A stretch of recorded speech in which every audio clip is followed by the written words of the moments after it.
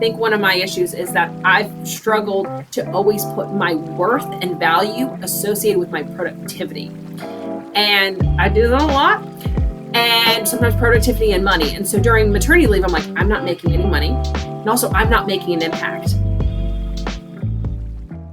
Hello, this is Samantha Saxby with another episode of Moms with Benefits, and I am here with the Queen of Happiness. I'm going to call her Elle Benson. Elle, thank you so much for joining us today. I am grateful to be here. Thank you so much. Give me a little bit about your career and your family. Give us the laydown of where you're at in life. Yes, I am Elle Benson. I serve as a nonprofit capacity builder. So throughout my career, I've helped nonprofit organizations grow and expand, become more efficient, and more importantly, more impactful. In doing my work with nonprofit organizations, there's a trend. High-performing leaders and the right people driving the bus for nonprofits allows more impact in our communities. And in studying successful leaders, I went down this path that I never thought I would of positive psychology. And that led me to the science of happiness. So I am a certified expert in the science of happiness. It was a hobby and turned into a passion and now is part of my career. So I am coined as the happy person, and I've been called worse names for sure. So I'll take that one. Right.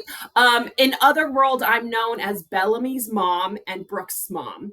So I happily wear those titles as well. My super smart, creative daughter is 7. So she's in 2nd grade, Girl Scouts, violin, piano, and swimming. Oh, we do all the things. And then my 2-year-old is currently plotting to take over the world. He is super smart.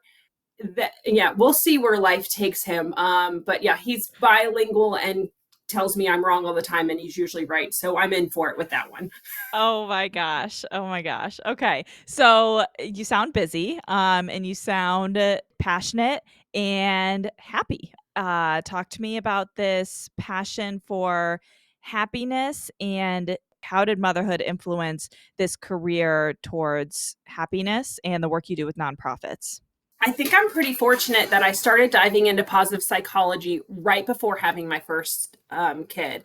And wow, I was transformed by the science of happiness. And so it started, really piqued my interest when I'm in this I call it a wine club. It was actually a book club, but let's be honest, it was my wine club. So I didn't Yes. read the books. I call it like I see it. So my wine club was meeting on a Wednesday, and we go around the room and everyone was complaining about job, relationships, circumstances. And I looked around the room going, she's prettier than me. She's more successful than me. She's got a stronger relationship. She's got a better job. And so but I thought, why am I the happiest person in this room? What is it about me? And so that's really when that light bulb went off of going, what is it? Like, we can have different circumstances, and our circumstances do not correlate with our happiness level. So hence 200 books later and every podcast and everything ever written on the science of happiness. And it's about mindset. And there are specific things we can do to reframe our mindset to be more grateful, more appreciative, and happier, because what you have does not determine your joy you have in your day-to-day life. And I think as moms, we can think of many rooms we're in. We may have an assumption or perception around how happy someone should be based on what we think their life looks like, social media, but it's not a true indicator. And so having this knowledge of happiness and what interventions we can use, I, at my core, just want to shout it out to every woman and every mom out there, because they deserve to know these tricks. I implement them every day. I can say I'm a guinea pig, but by no means am I happy 100% of the time, because that's just toxic. So I definitely want to get to these tips and tricks that you have. I have some questions though about what you just said. So my first question is, it sounded like a little bit of the comparison game is very easy to do. I think especially when you're a fresh mom, you got the IG reels and the TikTok reels of like what you can and should be doing, and not should, but like what every other mom is doing that you feel like you're not doing enough. And so how would you tie comparison to happiness? It's huge. Okay, so I'm going to get a shirt that has this printed on it. I want a shirt that has happiness is reality minus expectations. And I'll say that again. Happiness is reality minus expectations. And so often when we're dissatisfied, when we're not feeling joy, we're straight up mad, sad, whatever, it's because our expectations aren't in alignment. And so when we put these expectations on ourselves, we can never compare to that. When we allow other people's expectations to come up on our plate, maybe because we didn't communicate it or we had unhealthy boundaries, we can talk about that. That's where we are dissatisfied. And so it was really a mind shift for me because I am one of the most ambitious people you will ever meet. I have to have straight A's. I have to be the best at everything. Yes, I should be going to therapy. And diving through this research, I thought, I need to lower my expectations. I need to expect less and be more grateful for the little things because we can't change reality. I mean, moms, we know this. Reality is going to hit us, but we can only change expectations in that equation. Interesting. Okay. So how do we do that? Like You're like, how do I change expectations? I'm on board, but how do we do that? Okay. Knowing that equation is really, really important. But also, I think we have to dive in a little deeper where when we think of like what makes up happiness, and we have this expectation that the home that I live in, the neighborhood, the amount of money that I make, how good my kids look on the way to school, because they look different when they come out, all these expectations we have, we think that is happiness. Well, 50% of your happiness is genetic. It is DNA. It is baked in. We can't touch it. We can't change it. So take a minute and think of your parents. You're like, oh, I have one obnoxiously happy parent. That is my mother. I can't pay her $100 to say something bad about someone. Everything is beautiful and everyone's wonderful. I got that gene. And then I've got my dad who's a bit more pessimistic. So I think that's my realistic side where I can relate a little bit more. But I am baked in with my DNA to show up in a room and be happier because of my DNA. So the other makeup of our happiness, so 50% DNA, we've got 50% left. The other 10% are our circumstances, the things that we put the most effort in. And many we can't change. So it might be what race we are, our age, our physical abilities. We can't modify those as much as we try with all the facial creams and anything I can buy on Amazon. It's not going to happen. Like, I am almost 40 and I own it. We can't change that. But the other 40%, that's what we can touch. And those are thoughts, actions, and behaviors. So I call them your tab, like keep tabs on your happiness. The thoughts, actions, and behaviors. Now, there are a lot in there, but the quickest way to happiness and the quickest way to reframe our neuroplasticity is through gratitude. And so some people are like, hey, what is neuroplasticity? She just got real geeky on me. I couldn't spell it for you, but I'll tell you what it is because I'm not that geeky. Neuroplasticity is, imagine you're driving down a dirt road. Your tire marks are always going to stay in that path because it's been this dirt road forever and there's just a natural grooves.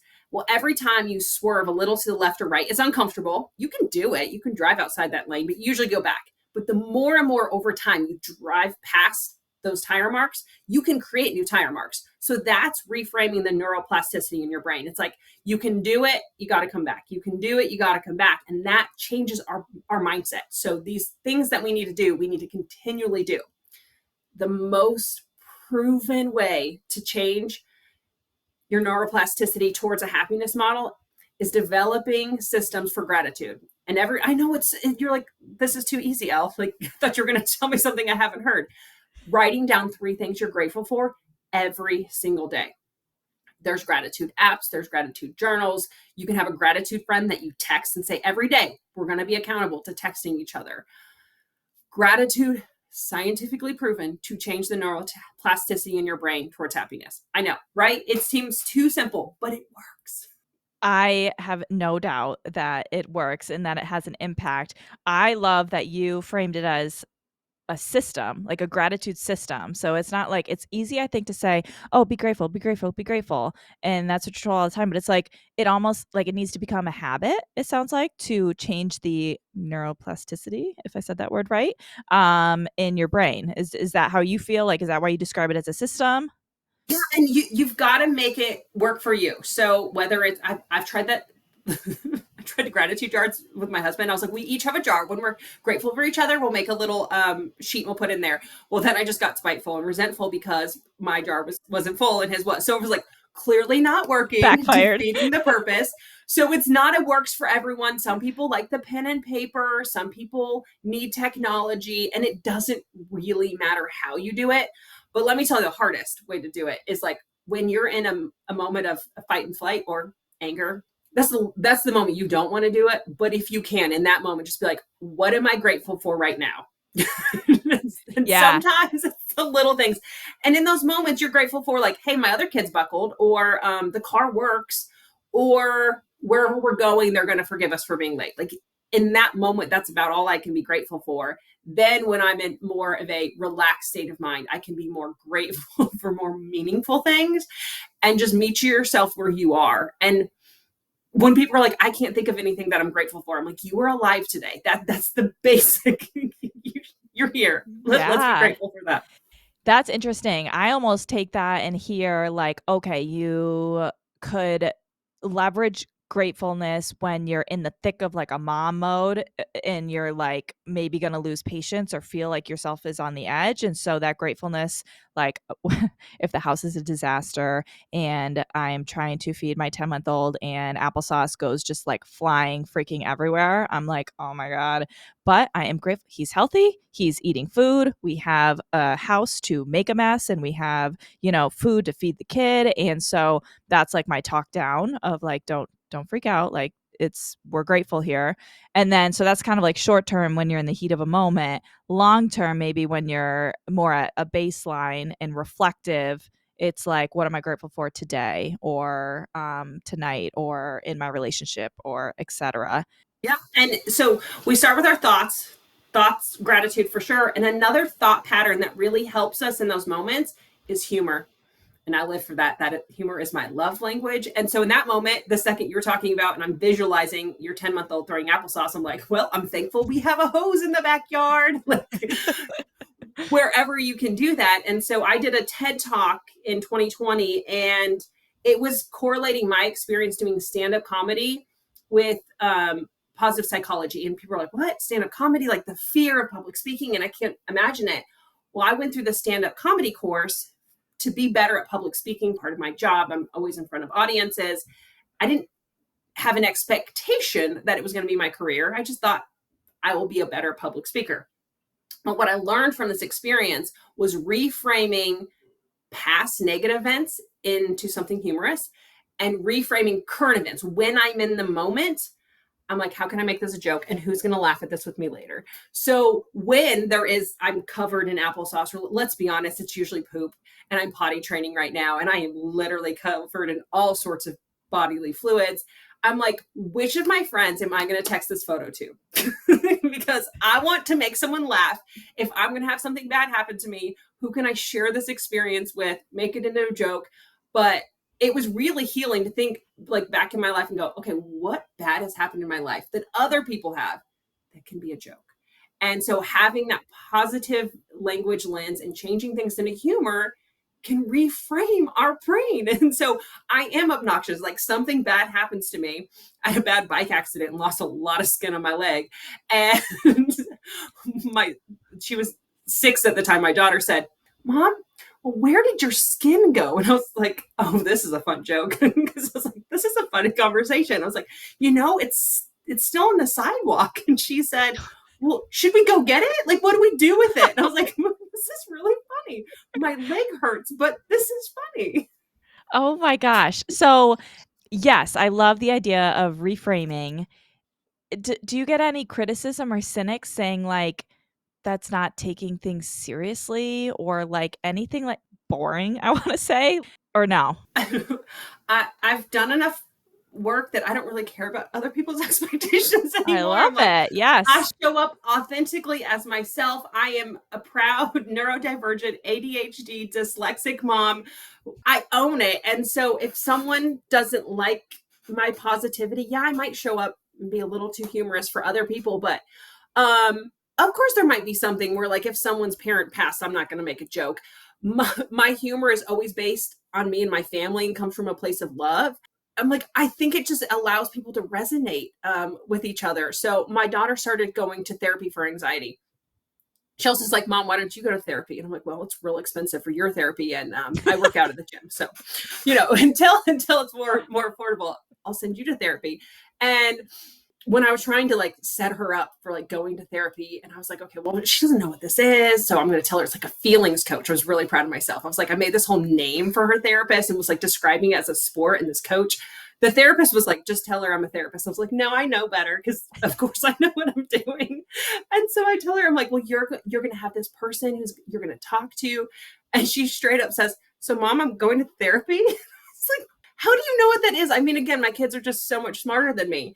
And she's like, well, we all go to therapy. Like this friend goes here and this goes here and this is what they're working on. And so the stigma of her going to therapy, it's non-existent. I love this generation of folks that are all about their self-care. Girl loves a bougie bath with Netflix and a magazine and candles. It's a whole situation. But some people might not think it's appropriate for me to share my daughter's journey and therapy for her anxiety. I'm like, she's not ashamed of it. It's not anything that we should be ashamed of. And also it's pretty funny how she treats it as like she gets one-on-one time and we have great conversations from it. So yeah, I don't really care if people don't dig how I talk about things. Heck yeah. I couldn't agree with you more that I feel like the old phrase kids these days, but I just am so inspired by generations younger than me. I am a high school coach for field hockey. I've been doing it for 10 years. And these girls teach me something new every day. And I just am just so impressed. And so I love that. Okay. Well, good for you for giving back because that's part of number 2, which is action, which is how you spend your time. So that was my segue. Are doing it. Perfect segue then. Our thoughts are humor, positive language, and gratitude. Okay, we got that. Now you need to move into actions because really, I know a lot of people who are just sitting there waiting for happiness to show up at their door. I'm like, I tried to buy it on Amazon. I've looked, it's not there. Like you have to actually do the work and do things that allow happiness to show up.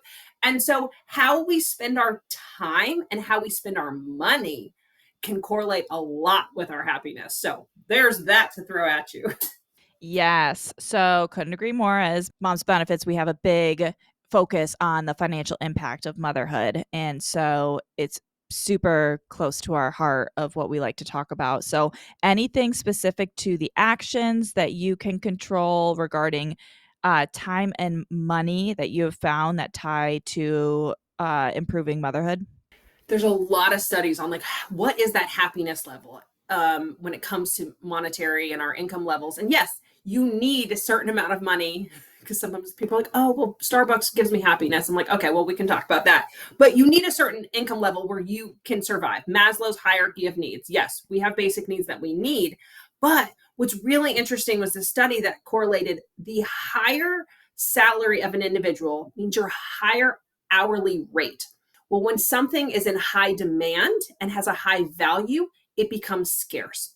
And so they found that these high paid executives treated every minute of their time with a dollar amount. And so you think, okay, let's all be honest. The kid trying to put on their shoes before you leave the door, we're all like, I don't care what my hourly rate is. This is costing me money and mental exhaustion.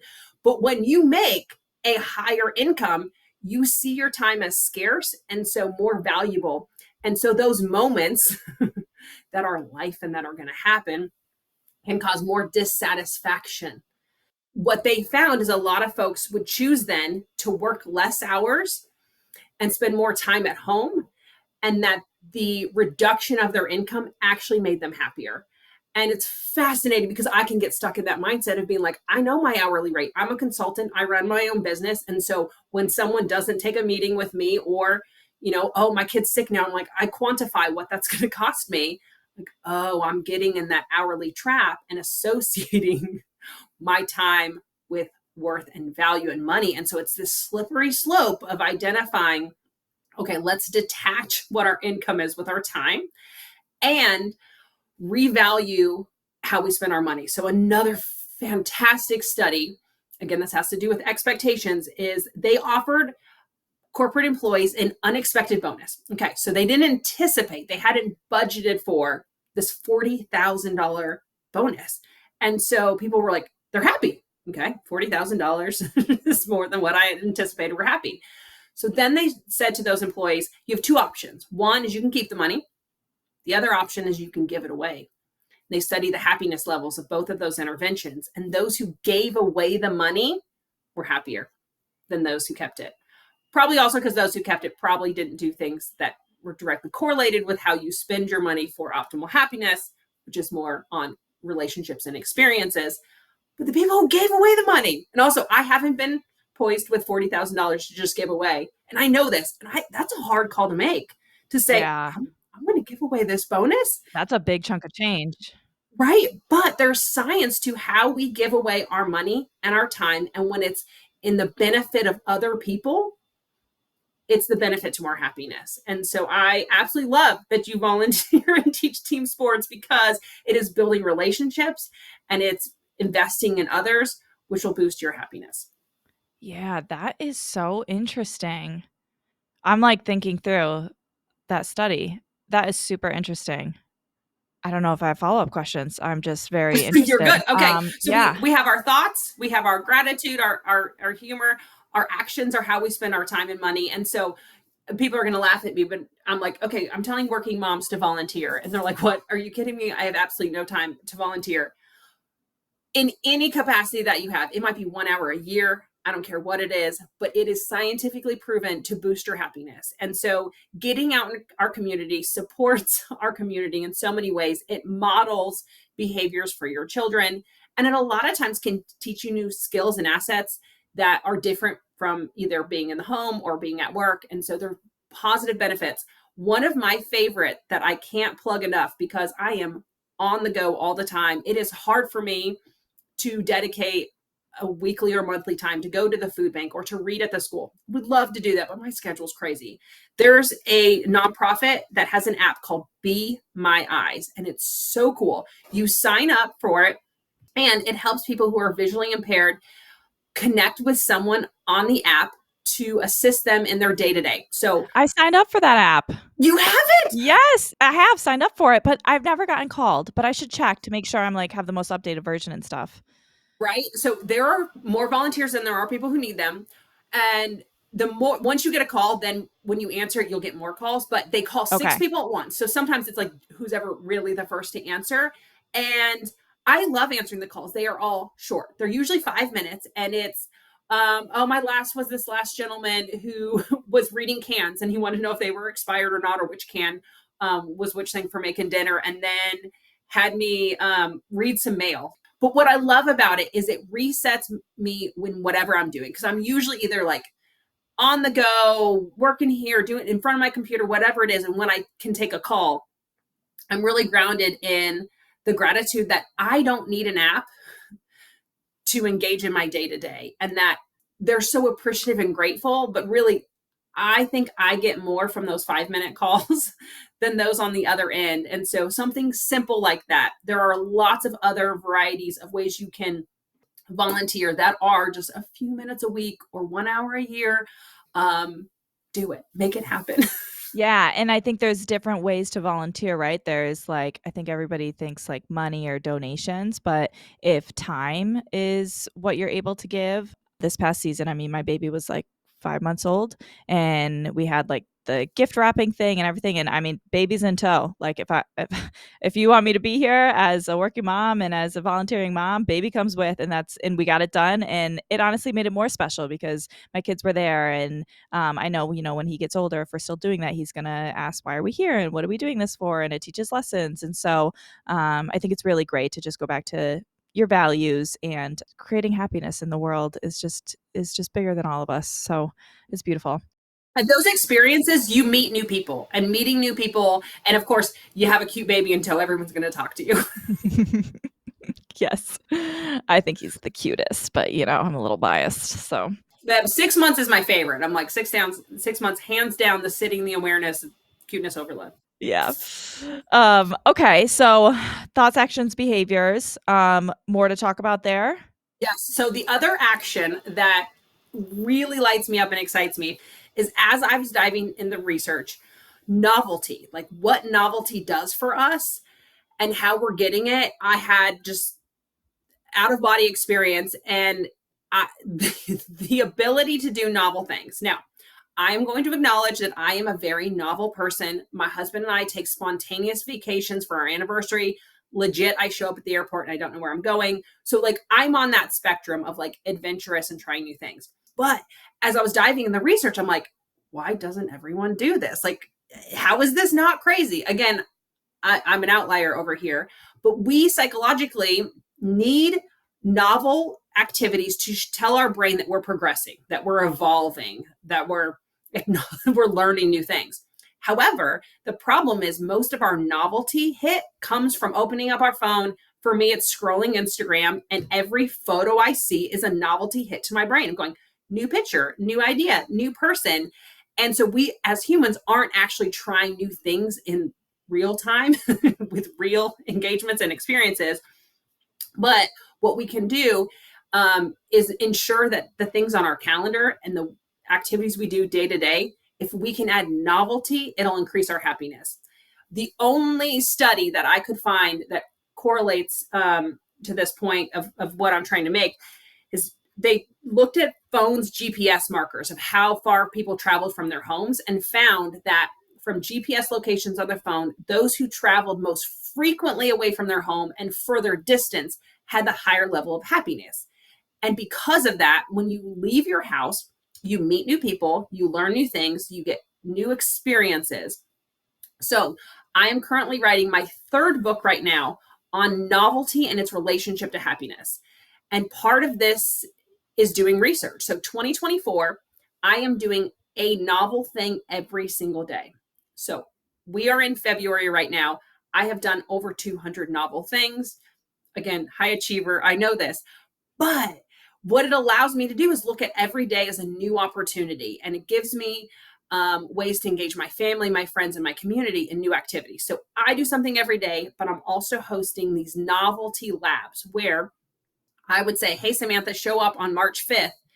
And you say, what are we doing? And I say, I won't tell you till you get there because we're going to lower expectations.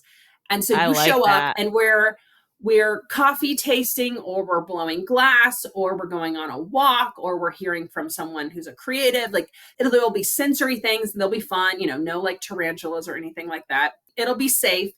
And the university in Nashville, Belmont, is going to come alongside. They heard about this and they're like, this is really cool when we talk about well-being and these initiatives in our community. So they're going to validate my interventions.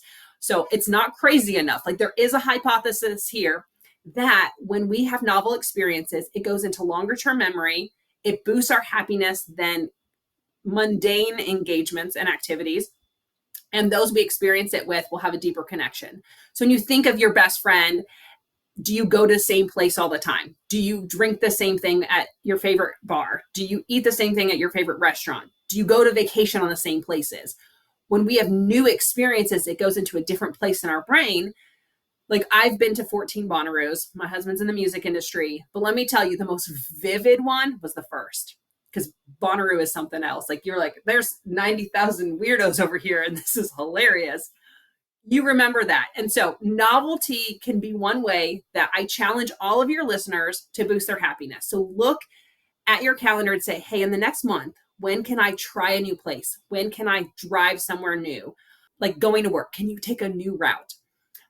In my book, I'll have a lot of how-tos, and it may be how to do novelty with young kids, under 5, under 3, under 1, and also without a budget. So there was a day recently where I thought, oh man, I didn't do anything novel today. The day got away from me. And I thought, I'm not giving up my streak. So my daughter and I pulled up YouTube and I typed in 10-minute drawing video. It's like, cool, we're going to learn to draw something for 10 minutes just to try something new. Now, we have never, right before bed, opened up YouTube and did a drawing lesson. So that was pretty novel, but yet free, easy, paper and pencil. So you can do novel things without spending money, but then heck, you should go on a fun vacation and do that as well. I didn't really realize that this fell under this bucket of novelty, but it makes sense. It feels like the spontaneous, just learning something new. And I think it's so, to your point from earlier, it's tied to like not having expectations and just like kind of going into it and just seeing what happens. And it makes me think like my husband and I have very different hobbies, and I love it because it's like new stuff. Like I'll go with him to do like, I don't know, something he does and I'm like, "Ooh, this is new." Like so it's part of what works about our relationship. And yeah, I like the novelty angle. I like that a lot. I think that could be super powerful when it comes to kids and newness. And yes, yes, I'm all about that. That's a key takeaway for me. Well, and a lot of people aren't wired like me, including my husband. He was like, he would go to the same bar. He would eat a peanut butter and jelly sandwich every day. I'm like, I could eat something new every day and never eat the same thing again. But it gets you out of your bubble and can really help. So I can't wait for that book to come out. Really excited about novelty. And that's one of the actions that you can take. It is easy to do, to say, I'm going to stretch myself just a little to do something new, which I love. And then, so our thoughts, our actions, and last is our behaviors, is how do we create our thoughts and actions to be things that are routine and that we're used to? And really to double down on our relationships. So if someone gets happier, if I go to therapy or I do these interventions and I am now happier, those around me get 10% happier as well. This is contagious. That's why I show up and talk about it, because I'm like, maybe my happiness can exude through this podcast to your listeners. And I don't know that there's been research on that, but those who definitely work with me and engage with me regularly are happier because I'm happier. So spend time in relationships. The easiest way to happiness is gratitude. Let's talk about the hardest way is relationships. Relationships are messy. They're complicated. They're not real if they're on social media behind a screen. Technology and all sorts of things have made relationships harder. But think about how you're investing in your relationships. And I'm talking about with your children, with your partner, with your coworkers, with your neighbors, and truly with the barista. I go to bed and think, who did I have a meaningful conversation with? It's one of my reflection modes right before bed. And trust me, some days it's so busy. I'm like, well, my kids and I didn't talk about anything fun, or didn't even see my husband. We were on different shifts. And I'm like, that barista was really nice. And sometimes that's my best conversation. But it's not a good day if you are headed down to bed and you think, I didn't have one meaningful conversation with anyone. So I'm like, I poise that challenge as well. Go through your day and say, can I have a meaningful conversation with someone every day? I totally agree. I also think the lack of meaningful conversations was a tie to the postpartum struggle that a lot of moms have, because you're at with this baby that can't have a meaningful conversation, and so it's a one-sided conversation, and it's tough. It makes you feel like even more isolated. My maternity leaves were awful. For me, I'm going to say it like it is. I did not like it. My first maternity leave was 16 weeks. I was like, I'm going to take 16 weeks. At 10 weeks, I tried to come back. They were like, no, you can't come back yet. Then I just started working when I wasn't supposed to, and they'd already done things. My job was like, we're going to take your computer, just stop. It was awful. I had the expectation that I was going to write my first book during maternity leave. I didn't read a single damn book, like, let alone write one. Like, it was so hard. And I think back of like, one, my expectations were out of whack. The body, the hormones, all the stuff that's happening. First kid, who knows what's going on. But I didn't have those relationships. And I didn't have a single friend who had a baby at the same time I did. And so I was disconnected. I had, one-sided conversations. My second kid, 5 years later, I was like, oh, I'm an expert on happiness. I got this. Maternity leave is going to be great. Again, I set these expectations too high. And then 9 months pregnant, had to leave the nonprofit that I had founded. That was kind of like my first baby, move to a new city that I didn't want to move to, buy a house within I had 2 hours to pick a house, do construction on the house while unpacking with a newborn. That newborn never stopped crying, had no daycare, had no family in the whole city, let alone a single friend in the whole city. It was like the worst maternity leave ever. So for moms on maternity leave, go to coffee shops. I think my respite was like, if I'd go to a coffee shop and I had no daycare and I was trying to work and just be a human, and sometimes it drowned out the crying being at a coffee shop. The moms were the absolute best thing. Moms would come to me and say, how are you doing? Also, he was crying. They could probably see that I hadn't slept in a while. And they were pouring into me. And those little conversations about like, where did you move from? Or tell me what daycare you go to because I need childcare. You know, those little things saved me. I was borderline for a while. And so if you're on maternity leave and you're struggling, I'm like, find community, find mom meetup groups, get in person with other moms. Trust me, I know nap schedules and all that stuff's near impossible, but do it.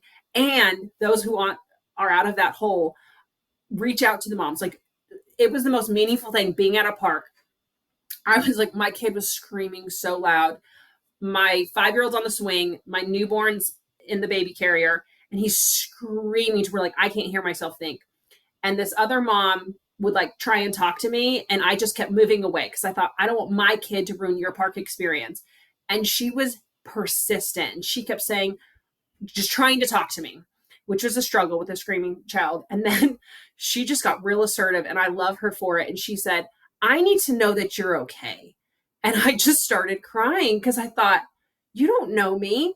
And she gave me her number and she said, I need you tonight to text me that you're okay. And I was like, oh my gosh, I love, like, it's what I needed in that moment, that she didn't give in. And then started talking to her. She had a child who was special needs and a single mom, and like my circumstances, dual income, 2 healthy kids, like you would think that I should be fine, but actually I was really struggling. And then this woman who was a single mom with a special need kid was pouring into me.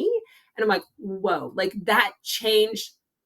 I was going to say my day. Like, no, it truly changed my maternity leave. I'm like, there is someone who I have her phone number who I can text. And it was so meaningful. So moms, we have to support each other. You reach out when that mom is holding a crying baby because she needs it. She needs the thumbs up. She needs the wink. She needs something to know you're going to be okay. Yes, yes. The mom community, the mom tribe is real. It is real, real. And part of the inspiration of Moms with Benefits of I felt like I needed a tribe of career oriented moms to like, how the hell am I supposed to do this? And yeah, so virtual, in person, anything, community of moms is just crucial, investing in those relationships, as you said. So yeah. Tab, thoughts, actions, behaviors. I threw a lot at y'all, but just if you can do one thing today to be happier, I'm like, whether it's gratitude, whether it's reframing something bad that happened, or call a friend. Really, just pick out your phone right now. You're listening to this podcast and text someone and say, I love you. Especially someone like your best friend. You may not say that. Text them and say, I love you. And they're going to respond back like, okay, you're weird. Like, make it weird. Like, it's okay to text your friends and say that you love them. And I'm fine with making it weird. Make it weird. I love it. Make it weird. So I do have a follow-up question. Do you feel that you have guilt for being so happy? No, but I think I have the obligation to share my perspective and to share and support others. When I'm a big fan of Macklemore, which sounds really weird. Like, I got to meet him for my birthday. It was a big highlight for me. But one of his lines, and I don't know it verbatim unless the beat was on. He's like, when you get to the penthouse, you send the elevator back down, and so it's this privilege, and you support other people. And so if I'm in a mental state of well-being, when I'm feeling joy and happiness, who am I to sit down and judge others? It's like, no, join me up here and let me share with you, not with resentment or agenda, but saying like, hey, here's some things I know, and here's some things that you may want to try. And so I don't have guilt, but also like, I don't have mom guilt either. Good. Good. I've worked past that. I know that is a big issue. But I think it's letting go of expectations of others has really helped me. Like, I don't do mom guilt. Like, when my child was in daycare, I'm in Nashville now. There's no such thing as childcare in Nashville. But when I was in daycare with my first kid, I'd sit in the parking lot on my phone. There's no mom guilt. I'm like, I got 10 more minutes I'm paying for. So like, I'm going to sit here and I feel good about it. And I don't care. But all of my other friends would be like speeding dangerously to like get to their kid as fast as possible because of mom guilt. And I was like, no, I'm going to drive slow. Might get a latte on the way over. Like, I'm good. I love it. I love it. But I think here's the thing. I'm not supposed to say that. Like, I'm a mom. You're supposed to at every minute want to be with your kid. And I'm like, I don't. I don't want to hold them every Same. minute. I don't. Yeah, love them to death, but I know that there's more to me than just being a mom, and it's yeah, yeah, We can say that and be okay. yeah. Yes, we can. Yes, we can. So to pull on the thread about you are this champion of happiness, but I also heard at the same time you struggled in your maternity leaves. And so can you help me and those listening, like how did you get out of what felt like perhaps a really isolating low time? Is it the tab, the thoughts, actions, and behaviors? Like, did you consciously do those? Did you unconsciously do those? I really feel for those in the heart of postpartum. There's like the postpartum depression diagnosis, clinical diagnosis too.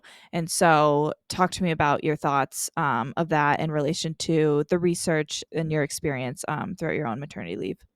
I was not diagnosed with postpartum depression. That would be a whole other level. And I had a fear of that. I was like afraid for the to go into labor because I was like, am I going to get postpartum depression because it's so prevalent?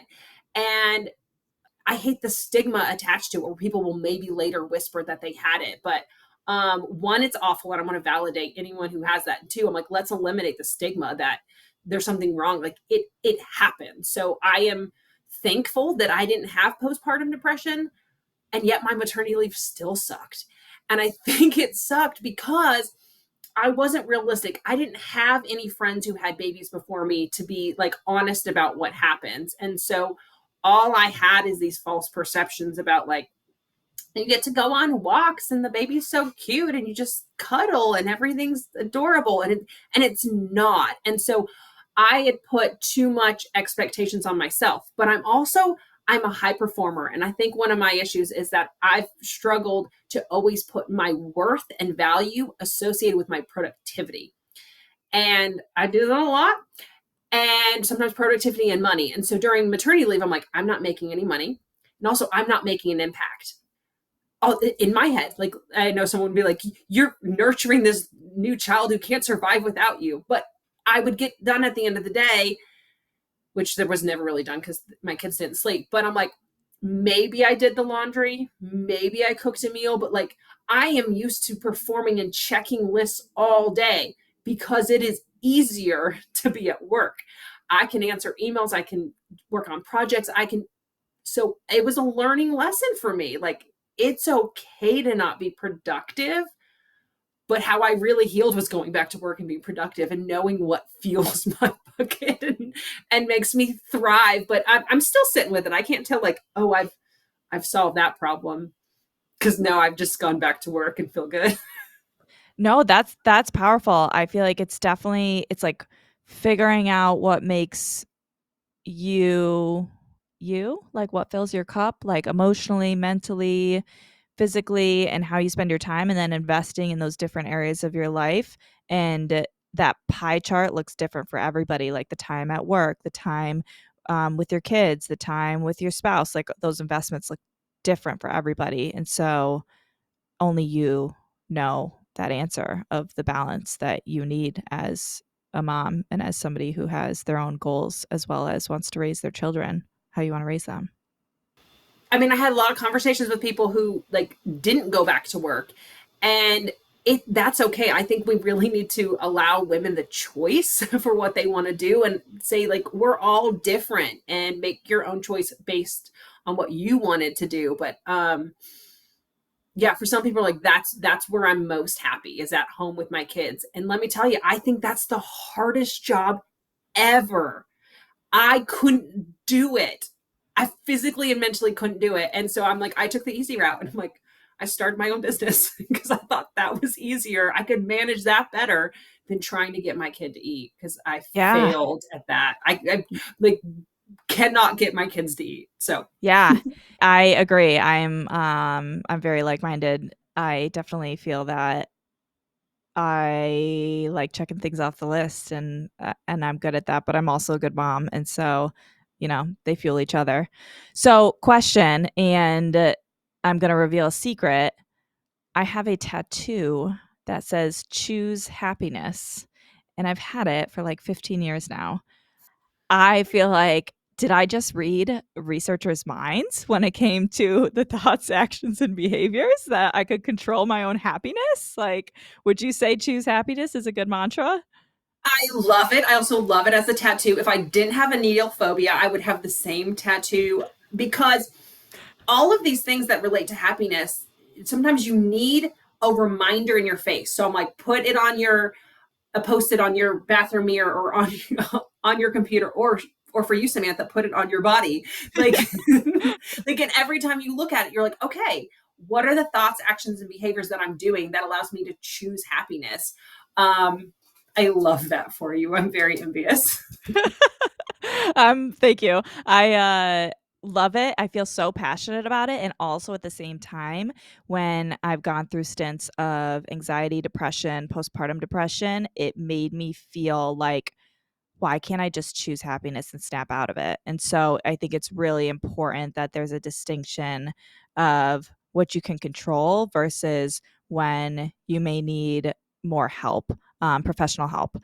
So it's just interesting. But yeah, I big fan of controlling what you can control and choosing that happiness and loving this moment, for this moment is your life. So Yeah, and I all think right. for some people, they're like, happiness is not a destination. It's not like, oh, I have arrived. When they study happiness, they think, okay, throughout all your emotions throughout the day, week, month, if they were more positive than negative, I'm talking 51%.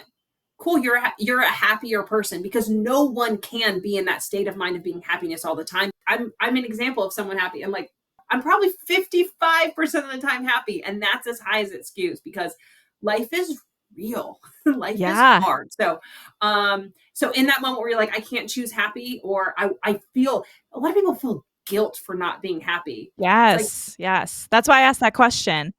it will come. And there Yeah. are things you can do and you have power and ownership of it, but you will not and cannot be happy all the time. Mhm. Yeah. Yeah.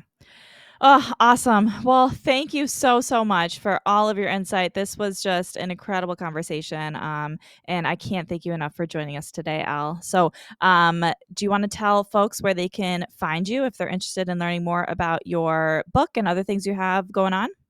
Yes, and I'm just grateful to connect with other moms.